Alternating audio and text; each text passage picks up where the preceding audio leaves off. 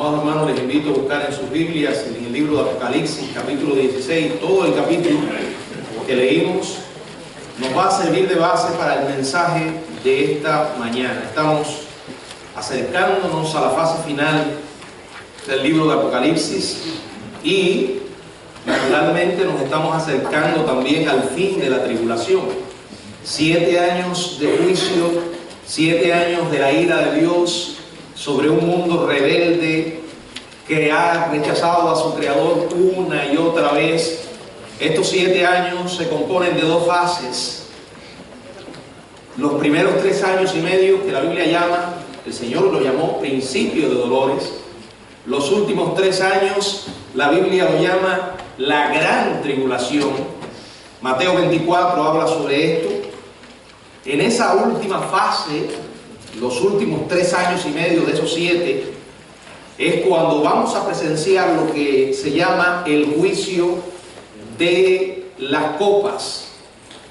7 juicios de las copas que van a reunir todos los horrores de los previos juicios de Dios, que van a inundar el mundo entero de manera completa, llevándolo al borde de una total ruina. Si a usted le ha parecido impresionante lo que ha leído en Apocalipsis y ha escuchado en mis sermones sobre los sellos, las trompetas, las copas son la máxima expresión de la ira de Dios sobre el mundo. Con el fin de estas copas, entonces vendrá el Señor. En su segunda fase, ya vimos que vendrá por la iglesia y después vendrá con la iglesia. Destruirá una alianza de 10 reinos que se van a levantar, dirigidos por una figura que se conoce como el Anticristo. Pondrá fin a ese reino de terror y muerte e instaurará su reino de 1000 años, lo que la Biblia llama el milenio. Esas 7 copas finales que contienen las últimas 7 plagas es motivo de reflexión en esta mañana. Abróchense los cinturones. Es parte del ministerio de exponer todo el consejo de Dios, hablar de lo agradable. Este no es un mensaje fácil de dar, pero mi responsabilidad es decirle la verdad con el amor de Dios y pedirle a aquellos que no lo han hecho que se arrepientan y crean en Jesús. Padre, gracias por la bendición de usar este lugar para traer tu palabra. Estamos reconociendo nuestra incapacidad humana, Señor, y te suplicamos que tú nos ayudes ahora. Te damos gracias por este libro que tú nos has dado, en el que tú nos permites mirar el futuro. Nos entristece ver la rebeldía de tantas personas en aquellos tiempos finales, pero también nos da paz saber que tú sigues siendo Dios aún en el futuro, Señor. En tus manos ponemos este mensaje y pedimos luz para las almas que aún no la tienen, Señor. Que sea una mañana de salvación para aquellos que aún no conocen a Jesús. En el nombre de tu Hijo amado. Amén. Bueno, al comenzar a mostrarse la visión de los juicios de la copa, en ese capítulo 16 comienza con esta frase: y oí una gran voz. Juan escuchó una gran voz. Esa gran voz es sin duda la voz de Dios, ya que no había nadie más en el templo. Si miramos el contexto, el verso 8 del capítulo 15 dice: y el templo se llenó de humo por la gloria de Dios y por su poder, y nadie podía entrar en el templo hasta que se hubiesen cumplido las 7 plagas de los 7 ángeles. No había nadie más allí. Es Dios, es su voz que va a proclamar juicio. Se presentó a los 7 ángeles en el capítulo 15, como ya vimos, verso 1. Se les dio las 7 copas que tenían los juicios finales, y aquí Dios les ordena ir y derramar sobre la tierra las 7 copas de la ira de Dios.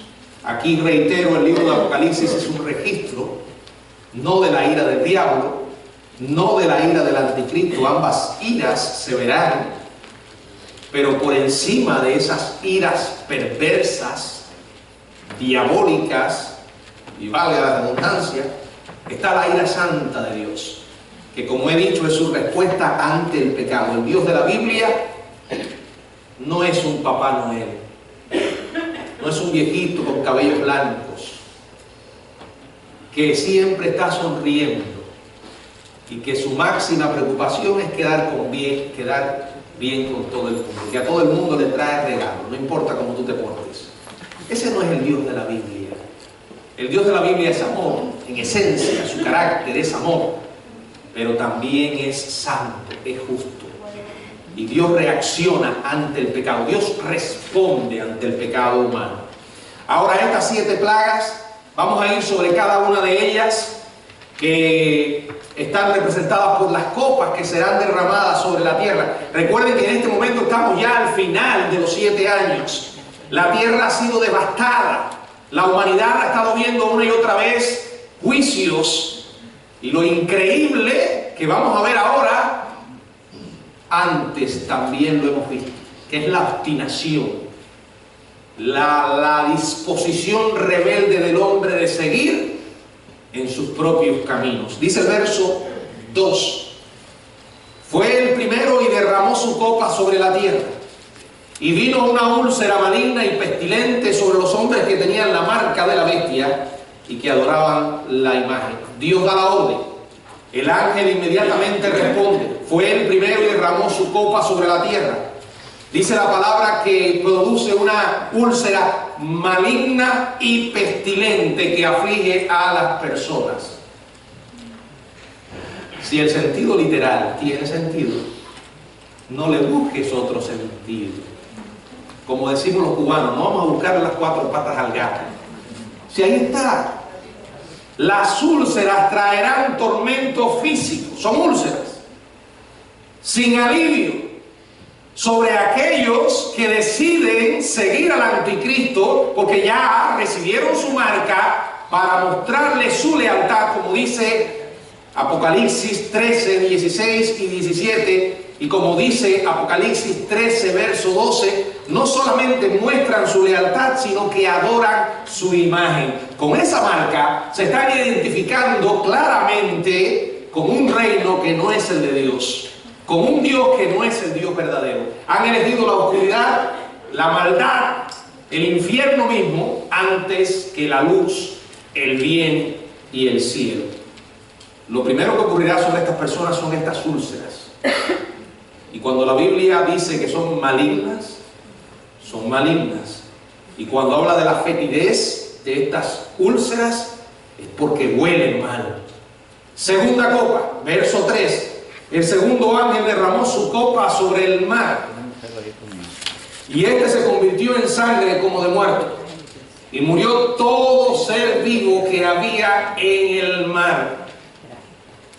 Aunque puedan las personas de aquellos días sanarse de esas pestilentes úlceras malignas, ocurrirá un nuevo castigo. Y este es similar, si ustedes recuerdan, en el libro de Éxodo, la primera plaga en Egipto y el segundo juicio de las trompetas en Apocalipsis 8, verso 8 y verso 9, es muy parecida. Piensen esto: los océanos cubren el 70% de la superficie de la tierra. Quiere decir que el efecto de este juicio será de alcance mundial.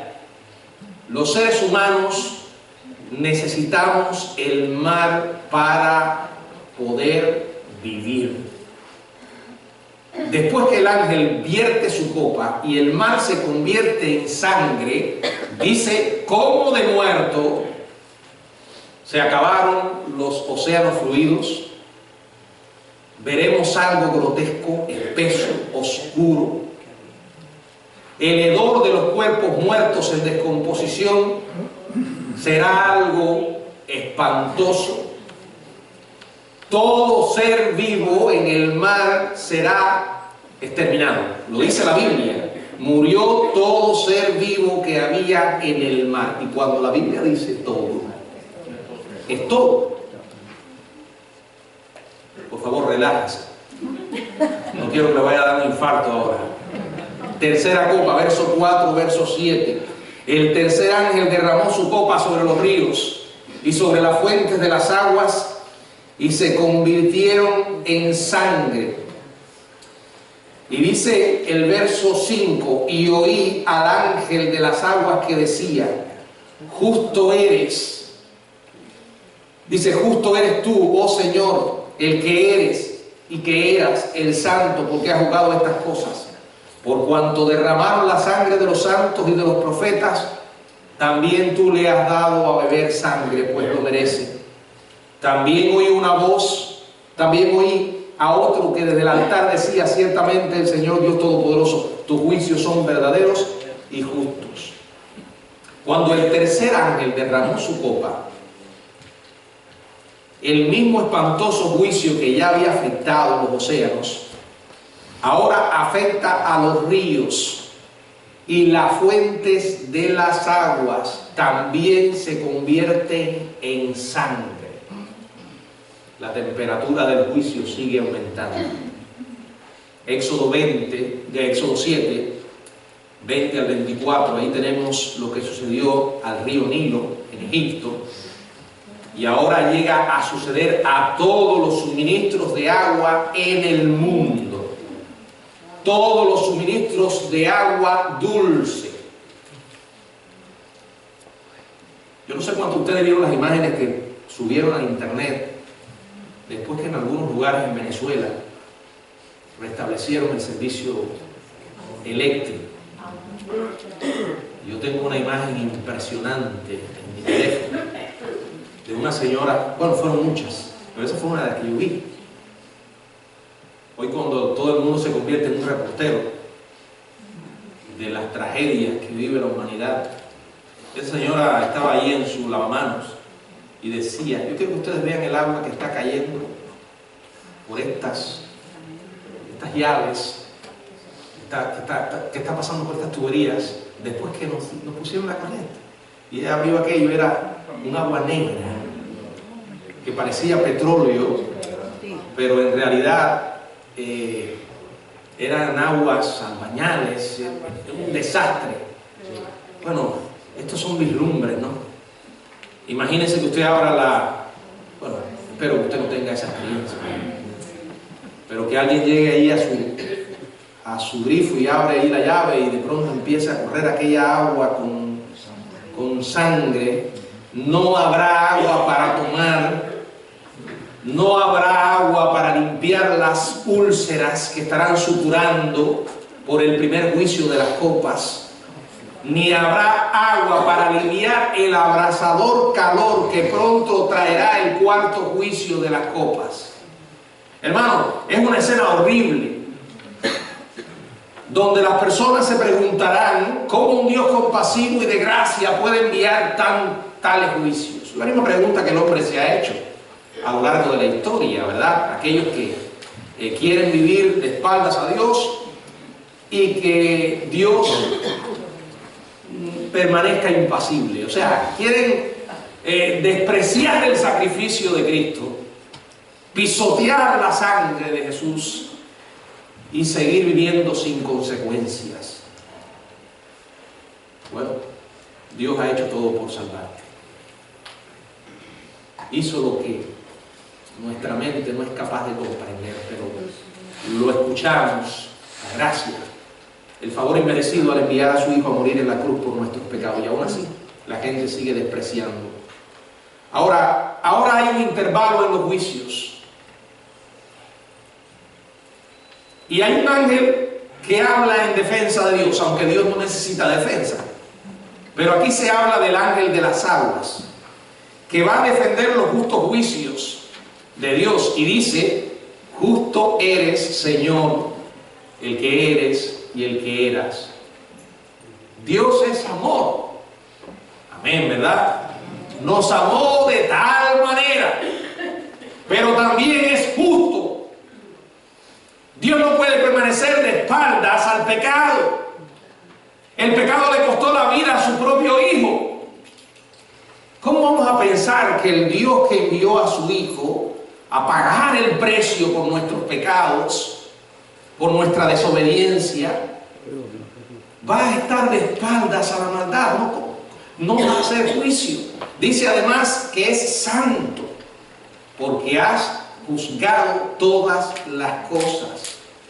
Y el ángel declara que las personas que están recibiendo estos juicios han estado rechazando la predicación del Evangelio a lo largo de los 7 años de tribulación, y fueron más lejos, derramaron la sangre de los santos y de los profetas. Ellos persiguieron y mataron a los creyentes de la tribulación. Ellos hicieron juicio, persecución sobre todo aquel que adoraba a Dios.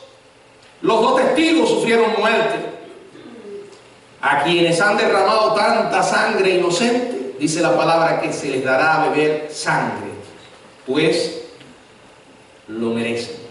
Lo que siembran, van a recoger.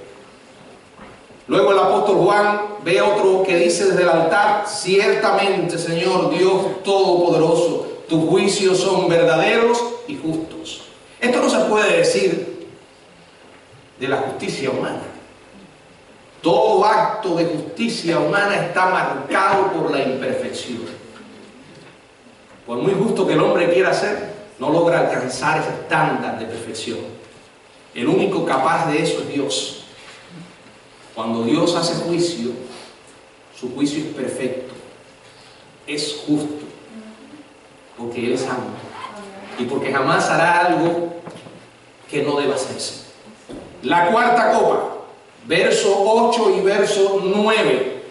El cuarto ángel derramó su copa sobre el sol, el cual fue dado quemar a los hombres con fuego. Verso 9. Y los hombres se quemaron con gran calor y blasfemaron el nombre de Dios, que tiene poder sobre estas plagas, y no se arrepintieron para darle gloria.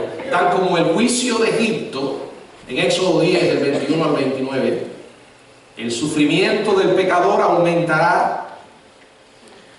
Aquí dice la palabra: el cuarto ángel derramó su copa sobre el sol, un calor ardiente. A veces la gente dice: ¿qué está pasando? ¿Por qué hace tanto calor? Y escuchamos a los científicos hablar del daño que se le ha hecho a la capa de ozono. Los famosos agujeros de la capa de ozono, que cada día son mayores. La capa de ozono es una especie de paraguas, de sombrilla que nos protege de los rayos ultravioleta, que no nos hagan daño. Hoy en día mucha gente está padeciendo cáncer en la piel debido a esto.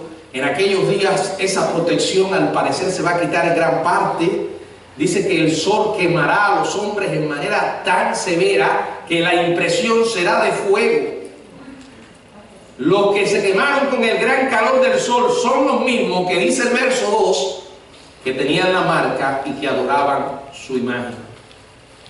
Ahora, ¿qué hicieron estas personas? ¿Cayeron de rodillas suplicando el perdón de Dios?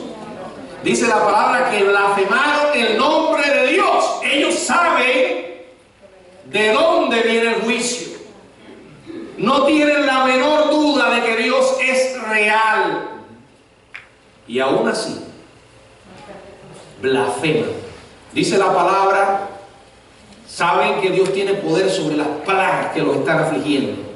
Sin embargo, ¿qué?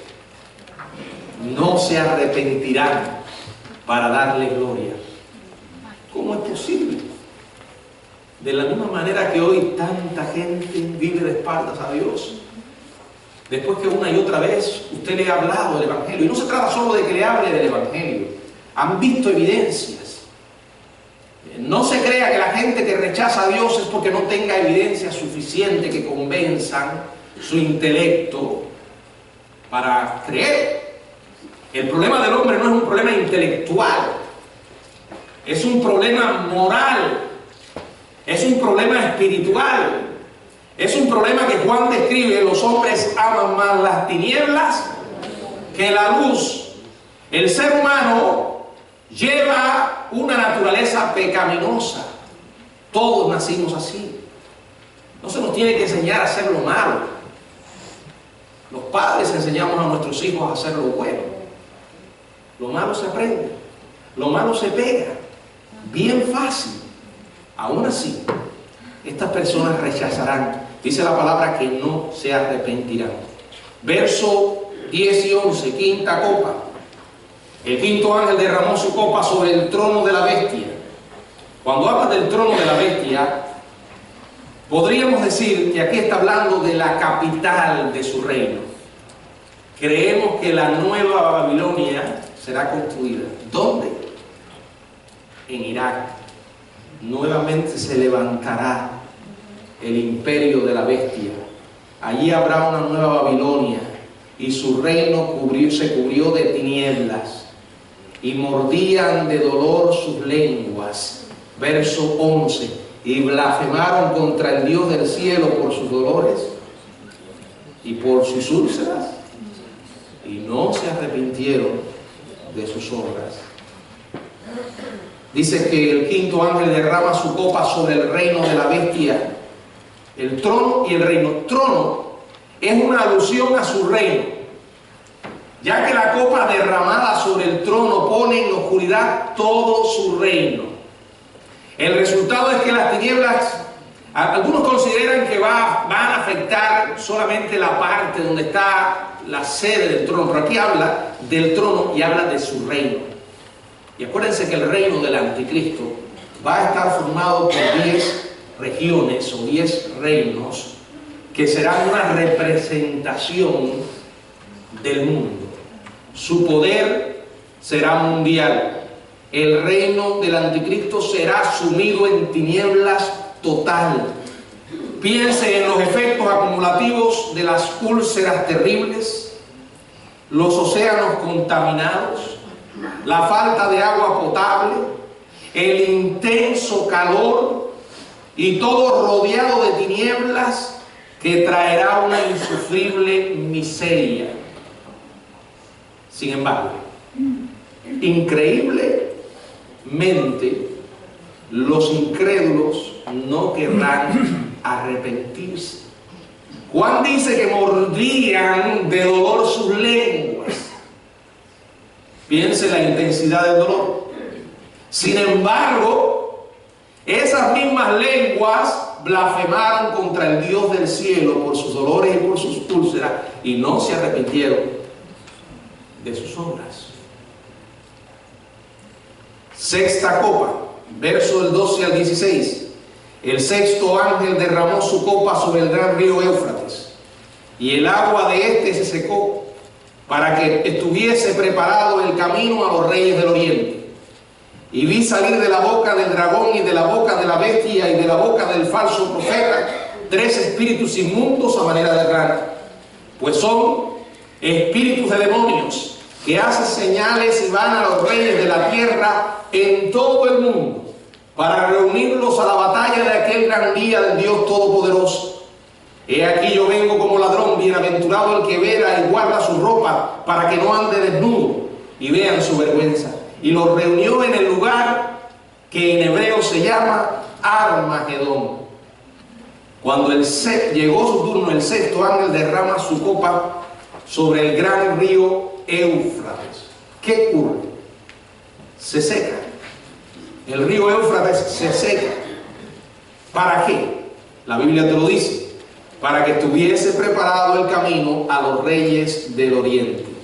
O sea, el río al secarse se convierte en una calzada, en un medio para transportarse hacia su destino final, a los ejércitos que van a necesitar cruzar el Éufrates, a un lugar en Palestina llamado Armagedón, el Valle Meguido, y van a ir allí a meterse en una trampa mortal. Esa es la última batalla, digamos, antes de que Cristo regrese. Las naciones del mundo se van a unir en esta zona para luchar contra el Cordero. Esto es lo que se llama la batalla del Armagedón. Una frase muy popularizada por los falsos testigos de Jehová. Ahora, ¿cómo la gente va a llegar allí? ¿Cuándo dice? Dice que vio salir de la boca del dragón y de la boca de la bestia y de la boca del falso profeta 3 espíritus inmundos a manera de rana. De la boca es una frase que indica la fuente de influencia de cada miembro de la Trinidad diabólica. Como hay una Trinidad Santa, Padre, Hijo, Espíritu Santo, hay una Trinidad diabólica. El dragón, Satanás, el antidios; la bestia, el anticristo o antihijo; el falso profeta, el antiespíritu santo. De la boca de estos seres salió un sucio espíritu, semejante, dice, a manera de rana. Es una ilustración que describe la resbaladiza, la iniquidad resbaladiza como una rana y la sangre fría de estos demonios. Son demonios, indudablemente, que tienen la tarea de seducir a los reyes, a los gobernantes de estas naciones en el tiempo del fin, para que realicen la difícil jornada hacia su condena en Armagedón. Estos son demonios que van a tener una misión: reunir a las potencias, no solo las potencias del este, sino a todos los gobernantes y ejércitos del mundo, para que se unan a la batalla, dice, de aquel gran día del Dios Todopoderoso. ¿Cuánto va a durar esa batalla? Esa batalla va a ser, no va a ser realmente una batalla. Miren el verso 14 de Apocalipsis 17. Pelearán contra el Cordero y el Cordero los vencerá, porque Él es Señor de señores y Rey de reyes, y los que están con Él son llamados y elegidos y fieles. Ahora, en medio de todos estos horrores de juicio y de guerra, aquí encontramos como un paréntesis, una pausa. Es como si Dios dijera: voy a dejarle esto a los creyentes para que se relajen, nos relajemos un momento aquí, tomemos un respiro. En el verso 15, he aquí yo vengo pronto. Yo vengo como ladrón. Bienaventurado el que vela y guarda sus ropas, para que no ande desnudo y vean su vergüenza. La palabra de aliento comienza: he aquí yo vengo como ladrón. O sea, el Señor vendrá rápida e inesperadamente. Pero a diferencia de un ladrón, Él no viene a robar. Él viene a buscar lo que le pertenece. Entonces el Señor pronuncia la tercera de las 7 bienaventuranzas que aparecen en el libro de Apocalipsis. Dice: bienaventurado el que vela. ¿Estás velando? ¿O ya te dormiste? Y guarda sus ropas, para que no ande desnudo y vean su vergüenza. Aquí es estar vigilante, como soldados en su puesto. Esto me hace recordar mi infancia cuando estaba en el preuniversitario en Cuba, que literalmente tenía que velar todas las cosas, porque si no iba a tener que andar desnudo. Estuve 3 años en un pre, y yo creo que con todas las cosas que me robaron, el que lo hizo pudo haber construido una mansión. Todos los fines de semana llegaba a mi casa desplumado. Me llevaban todas las cosas. Literalmente tenía que andar como un soldado. Bueno, que han estado, yo no sé, los que estuvieron en Cuba en el preuniversitario, en mi tiempo, era difícil. Difícil. Fíjense que yo andaba con los jabones en el bolsillo, el dinero en los zapatos. Recuerdo que una vez nos subimos a un ómnibus, un grupo de muchachos, ninguno tenía dinero para pagar, y el hombre dijo: si no pagan, se tienen que bajar. Y en plena boca me tuve que quitar los zapatos, y la gente se quedó. Tenía que estar en vela. Por la noche apenas podía dormir. A mí, de verdad, hermano, me acabó esos 3 años. Después vino el servicio militar, que fue mucho, pero Si usted sabe que van a venir a robarle, usted tiene que estar velando. Dice, para que no ande desnudo y no vean tu vergüenza. Soldados en su puesto. Un soldado vela y guarda su ropa. Está preparado para el combate. La realidad es que, tristemente, estas palabras que son específicamente para las personas de la tribulación, también son oportunas para todos nosotros. Porque mucha gente habla de la segunda venida de Cristo como algo que va a ocurrir un día. Sí, el Señor viene. Él va a venir.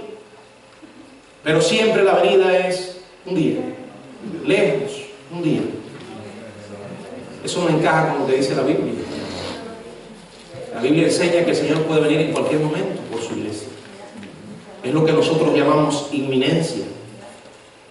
Ahora, después de este intervalo para los redimidos, la narración vuelve otra vez a los acontecimientos de la sexta copa y se habla de estos espíritus demoníacos que fueron a reunir a las naciones en un lugar que en hebreo se llama Armagedón. Armagedón es una palabra hebrea que significa monte Megiddo, una región montañosa que rodea la llanura de Megiddo a 100 kilómetros de Jerusalén. Bueno, la hermana María Elena sabrá sobre esto bien, porque ella escribió un libro sobre Israel. Tengo fotos. Te trae copia, así que si a alguno le interesa, a mí ya está haciendo propaganda su libro. Tengo fotos de El valle de Megiddo es increíble por la extensión y la topografía que hay ahí, porque todo está preparado para este suceso. Así que si alguno quiere ver la foto, se puede acercar a María Eugenia, y si a los que están ahí me encuentran una foto, me la pueden poner aquí para que la vean. La séptima copa, Apocalipsis 16, verso 17 al 21. El séptimo ángel derramó su copa por el aire, y salió una gran voz del templo, del cielo, del trono, diciendo: hecho está. Entonces hubo relámpagos y voces y truenos y un gran temblor de tierra, un terremoto tan grande cual no lo hubo jamás desde que los hombres han estado sobre la tierra. Y la gran ciudad fue dividida en 3 partes, y las ciudades de las naciones cayeron, y la gran Babilonia vino en memoria delante de Dios para darle el cáliz del vino del ardor de su ira, y toda isla huyó, y los montes no fueron hallados, y cayó del cielo sobre los hombres un enorme granizo, como del peso de un talento, y los hombres blasfemaron contra Dios por la plaga del granizo, porque su plaga fue sobremanera grande. La séptima copa es el final derramamiento de la ira de Dios sobre los pecadores en esta tierra actual. Al igual que el cuarto ángel, el séptimo ángel no vertió su copa sobre la tierra, sino que la derramó, dice la palabra, por el aire. Sus primeros efectos fueron en la atmósfera de la tierra, como si Dios estuviera limpiando lo que fuera el dominio de Satanás y sus huestes de demonios. La tierra, el mar, las aguas, el sol y finalmente el aire son los blancos del juicio. Cuando el ángel vierte su copa, salió una gran voz del cielo, del templo. Esta es la voz del Dios Altísimo, declarando: hecho está. El momento culminante del postrer día del Señor. Ahora, cuando se derrama esta copa, séptima, dice que hubo relámpagos, voces y trueno. La séptima copa se vierte sobre la atmósfera de la tierra, tendrá efectos sobre la tierra. Y Dios va a sentar este juicio con un terremoto. Será el más poderoso que haya azotado jamás a la tierra. Hemos sido testigos de terribles terremotos en la historia humana. De hecho, cuando uno sigue las estadísticas, se da cuenta de que van en aumento y en intensidad. La Biblia lo dice en Mateo 24, habrá terremotos. Ahora, amados hermanos, todo eso se quedará pequeño comparado con este, Porque la Biblia no exagera cuando dice que es grande, es grande. Dice que la gran ciudad fue dividida en 3 partes. Si comparamos esta frase de gran ciudad con Apocalipsis 11:8, sabemos que esa gran ciudad es Jerusalén. La gran ciudad donde también el Señor fue crucificado. Este imponente terremoto va a dividir a Jerusalén en 3 partes. Van a comenzar así una serie de alteraciones geofísicas a la ciudad y a sus regiones vecinas que van a concluir cuando venga el Señor. A diferencia de Jerusalén, a la que el terremoto resaltará, las ciudades de las naciones cayeron, tal vez simultáneamente con la derrota del anticristo por el Cordero. Ahora, como es de imaginar, un terremoto de tal magnitud provocará destrucción en todo el mundo. Específicamente dice a la gran Babilonia, que vino en memoria delante de Dios para darle el cáliz del vino del altor de su ira. Como la ciudad capital del imperio del anticristo, a Babilonia se le hará tomar el cáliz del vino del altor de su ira. El último efecto del terremoto es preparar la tierra para lo que viene después. ¿Qué viene después? El milenio. Apocalipsis 20 habla del milenio. Los que hemos añorado ver un gobierno perfecto, de justicia perfecta, nunca lo vamos a alcanzar. Esos anhelos del ser humano en el presente a través de la Organización de Naciones Unidas y otras instituciones que el hombre ha creado para preservar la paz, son sueños, puros sueños. Porque el hombre no puede tener paz unos con otros si primero no está en paz con Dios. La Biblia dice que justificados pues por la fe tenemos paz para con Dios. Gobierno perfecto no habrá mientras no venga Jesús. Apocalipsis 20 habla de ese evento que nosotros conocemos como el milenio. En Apocalipsis 20 aparece la palabra milenio 6 veces. Pero no es la primera vez que aparece. Todo el Antiguo Testamento está lleno de enseñanzas acerca del milenio. Pero aún así hay gente hoy que dice que milenio no es milenio, que es una palabra simbólica. Y entonces ellos le dan su propia interpretación. Nosotros preferimos entender la Biblia en este sentido, literalmente. Un reinado literal de Cristo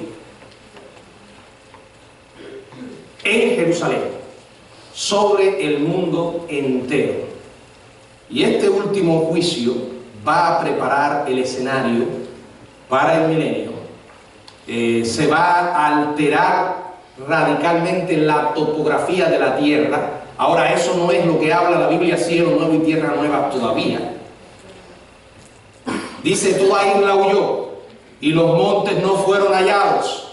Las islas que son montañas bajo el mar desaparecerán y los montes sobre la tierra serán aplanados, completando el proceso que comenzó en el capítulo 6 de Apocalipsis, versos del 12 al 14, con el 6º sello.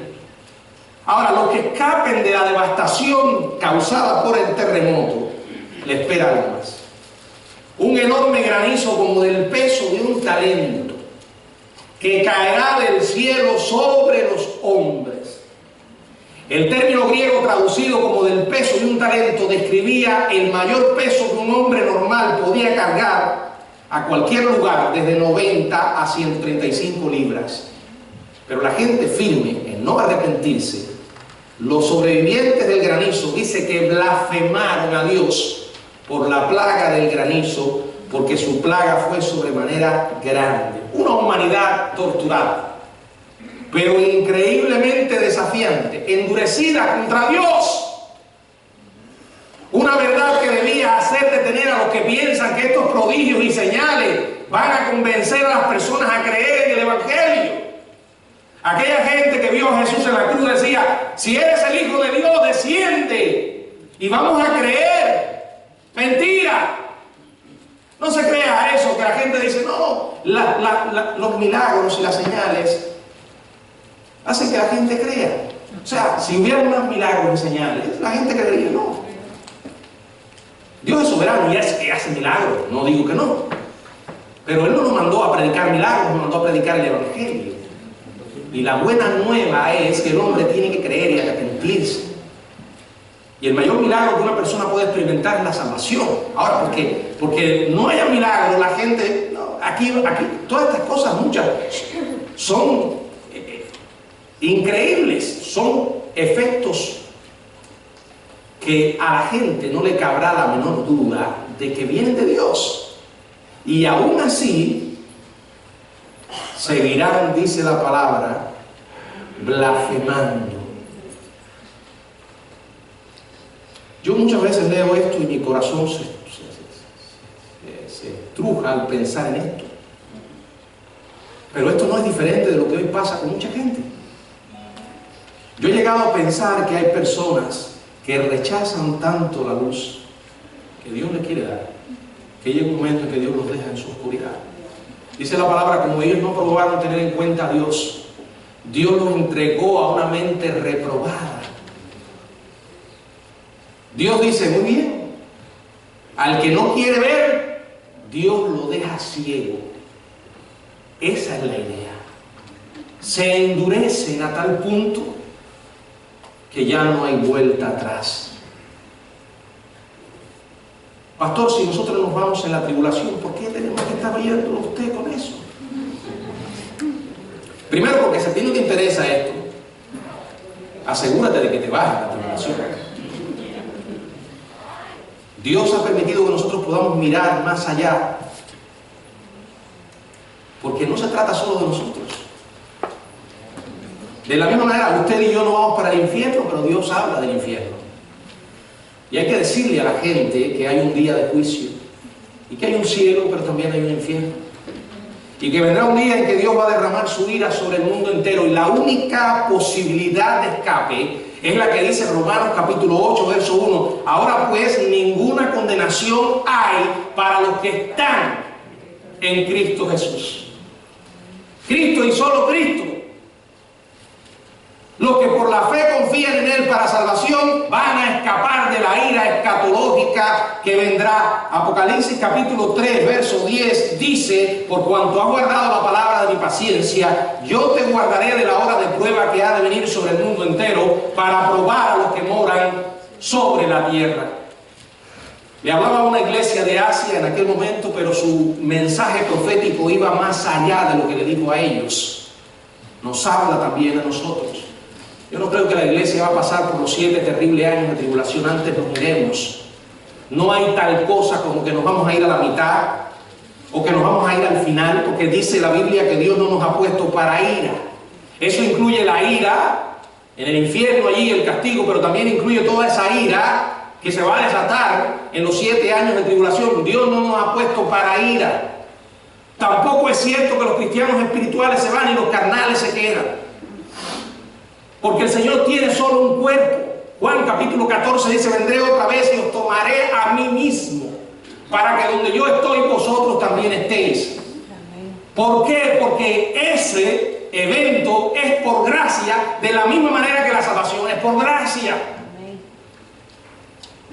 Ahora, ¿significa eso que voy a vivir de una manera indolente, indiferente? No, esto debería ponernos a trabajar y hacer una lista con todas esas personas que no conocen a Jesús y hablarles de Jesús. No, el libro de Apocalipsis, aunque tiene cosas que ocurrieron hace años, es un libro en su gran mayoría que mira al futuro. Está lleno de profecías. No quieras ver eventos pasados como algunos hacen con Mateo 24. Oh, no, Mateo 24 solo habla de la destrucción de Jerusalén en el año 70. Sí, habla de la destrucción de Jerusalén, pero no habla solo de eso. Si tú miras Mateo 24, es un cuadro que describe muchos eventos tribulacionistas. Y el libro de Apocalipsis en su gran mayoría nos habla de lo que viene. ¿Estás tú preparado para encontrarte con Dios? Si el Señor viene ahora por su iglesia, ¿te vas con Él? Dice la Biblia, si oyeres hoy su voz, no endurezcáis vuestros corazones. Porque cuando uno recibe luz y la rechaza, se va encegueciendo. Le van saliendo callos al alma. Hay gente que se endurece. Yo he visto personas en las iglesias que han estado toda su vida yendo a los cultos, oyendo a los mejores predicadores del mundo. Si Pablo pudiera ir a predicarles, también lo irían y lo rechazarían. Pienso que son personas que han cometido lo que la Biblia llama el pecado imperdonable.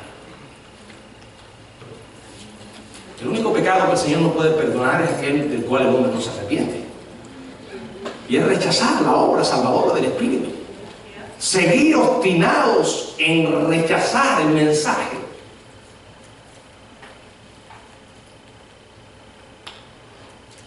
Si te tocara ahora irte, porque todos nos vamos a ir, ¿sabes a dónde vas? ¿Y con quién vas?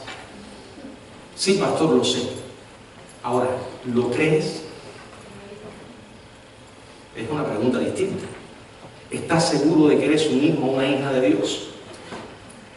¿O estás vacunado contra la verdad?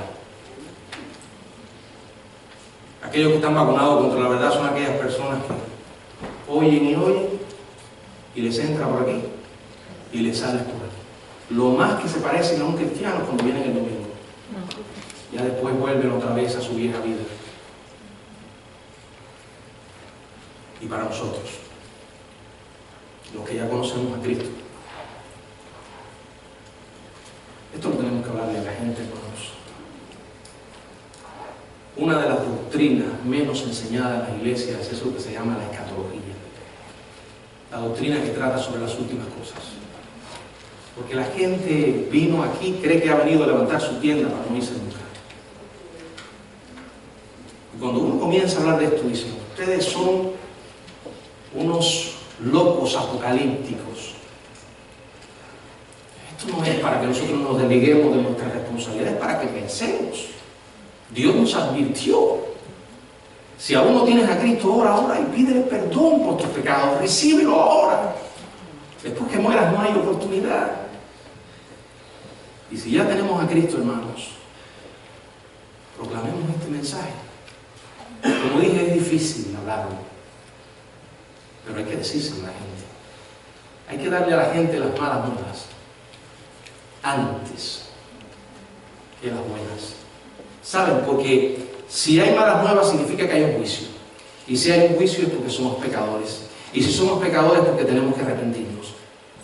Y si no nos arrepentimos, no vamos a ser salvos. Arrepentimiento y fe. Cuando uno se arrepiente es porque reconoce que es un pecador, que ha ofendido a Dios. Entonces está listo para las buenas nuevas. Dios te ama. Cristo murió por ti. Y lo hizo de tal manera que envió a su Hijo. Hay salvación, hay esperanza. Hoy. Pero un día va a terminar. Que el Señor nos bendiga.